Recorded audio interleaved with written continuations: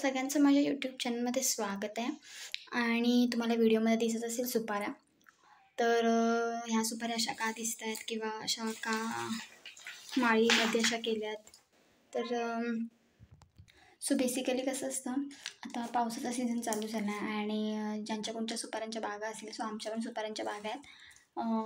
तर पावसाळ्यात सुपाऱ्या पडलेल्या असतात किंवा आधी गळून गेलेल्या सुपाऱ्या असतात. जेव्हा आपण जमवतो तेव्हा आपल्याकडून काही राहतात, तर त्या ज्या सुपाऱ्या असतात त्या आपण सुकवू शकत नाही, कारण की पाऊस चालू असतो आणि पावसात ऊन वगैरे असं काहीच नसतं, त्याच्यामुळे आपण काहीच करू शकत नाही. तर सगळ्यात बेस्ट म्हणजे असं आहे की कोकणात म्हणजे ही पद्धत आहे, सगळीकडेच असते, आमच्याकडे सुद्धा करतात. सो आज मी व्हिडिओ बनवते त्याच्यावरतीच, जेणेकरून सगळ्यांना कळावं की वेगवेगळ्या पद्धती आहेत अशा कोकणात. म्हणजे छोट्या पद्धती आहेत, पण त्या एकदम सॉलिड, एकदम अशा काय म्हणतात रुचकर आहेत. सो काय करतात, एक दोरा किंवा दाभण वगैरे असतं त्याच्याने विणतात सुपाऱ्या. ह्या बघा, ह्या अशा विणलेल्या सुपाऱ्या आहेत आणि ह्या बऱ्यापैकी सुकलेल्या आहेत. आणि पावसाळ्यात काय होतात, अशा ज्या सुपाऱ्या असतात ना, त्या दाभण आणि तुमच्याकडे जे काही बंद किंवा दुसरं काही असेल तर त्याच्यामध्ये तुम्ही विणू शकता. तर हे बघा, हे पूर्ण विणलेले आहेत, बघू शकता. हे बघा, पूर्ण माळ जशी तयार केली आहे ना तशीच. सो हे दाभणने पूर्ण विणतात आणि ह्या ओवल्या जातात सुपाऱ्या. आणि चुली वगैरे गावच्या ठिकाणी चुली असतात, तर चुलींच्या वरती सुद्धा ठेवतात, कारण की जी गरम वाफ आहे ती मिळून जेणेकरून सुपाऱ्या सुकाव्या.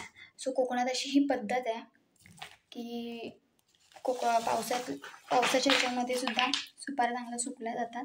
आणि ह्या मोस्टली आता ऊन थोडंफार पडतं त्याच्यामध्ये सुकवलेल्या आहेत, पण पावसामध्ये पण ज्या काही सुपाऱ्या मिळतात त्या अशा दाभण आणि दोऱ्याद्वारे विणतात आणि चुलीच्या वरती असं टांगून वगैरे ठेवतात, किंवा चुलीची जी काय म्हणतात जी जागा असते तिथे पण ठेवतात, जेणेकरून सुकावं. आणि हे असे विणलेले असले की बरं पडतं आहे. बघा, ते बघू शकता. आहे बघा कसं आहे, पूर्ण असे विणलेले आहेत.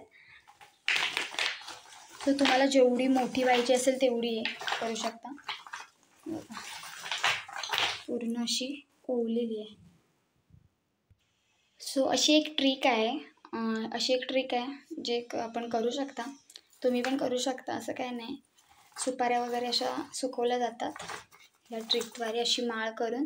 आणि दाभण असतो, तुम्हाला दाभण माहितीच असेल, आणि दाभणमध्ये असं विणून पूर्ण अशी माळ तयार करतात आणि चुलीच्या वरती वगैरे असं ठेवतात, जेणेकरून सुपाऱ्या सुकाव्या. ना काय होतं, एकदा जर हे पूर्ण कवर भिजलं ना तर सुपारी पूर्ण खराब होते, ओली राहते ना, त्याच्यामुळे पूर्ण खराब होते.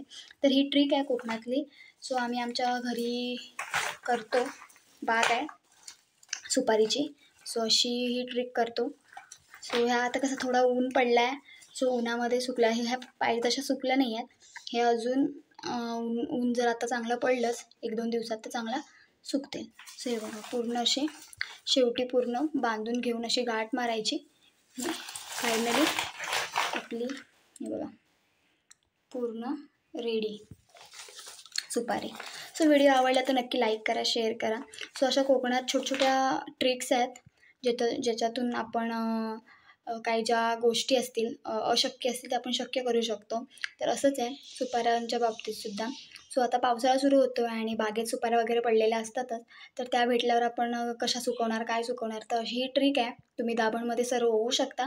आणि तुमची चूल असेल किंवा किमान कुठेही तुम्ही असं लटकवून जरी ठेवलं जेणेकरून तिथे वारा लागेल, किंवा चूल असेल तर अत्युत्तम, चुलीच्या वरती जरी ठेवलं तरी चालेल, किंवा भाणुशी म्हणतात, म्हणजे चुलीचा जो वरचा भाग असतो त्याला भाणुशी म्हणतात. असं तुम्ही भाणुशीवर ठेवू शकता.